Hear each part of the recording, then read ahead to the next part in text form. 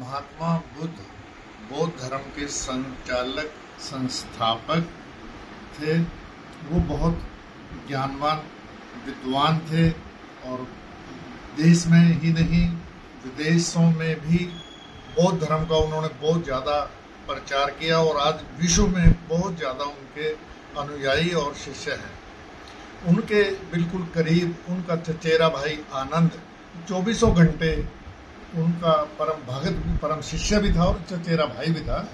वो 24 घंटे बुद्ध के पास रहता था। महात्मा बुद्ध के पास एक व्यक्ति सुबह आया। उसने कहा, क्या प्रभु हैं? प्रभु के बारे में शंकाग्रस्त सी बातें पूछी तो महात्मा बुद्ध ने कहा, नहीं, प्रभु नहीं है। तो वो व्यक्ति चला गया, लेकिन जो आनंद था वो ये बात नोट कर रहा था। शाम को फिर एक व्यक्ति आया। उसने कहा, हाँ, भगवान है। भगवान में पूरी श्रद्धा जता रहा था और उनको, उस व्यक्ति को महात्मा बुद्ध ने कहा, बिल्कुल प्रभु हैं, भगवान हैं।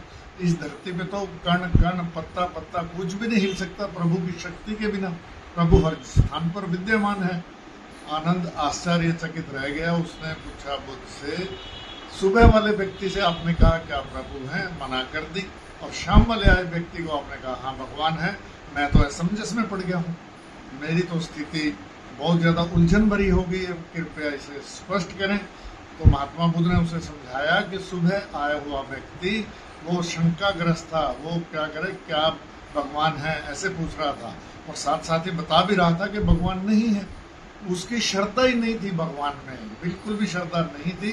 तो इसलिए मैंने उसको मना कर दी। और जो शाम को व्यक्ति आया वो तो भरपूर है, भरा पड़ा है प्रभु भक्ति से।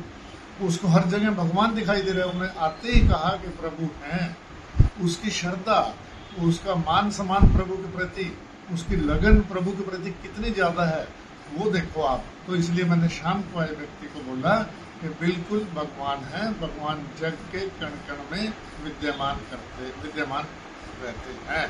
तो जैसी जिसकी श्रद्धा हो, भावना हो, तुलसीदास ने भी यही समझाया है, उसके अनुसार ही प्रभु होते हैं।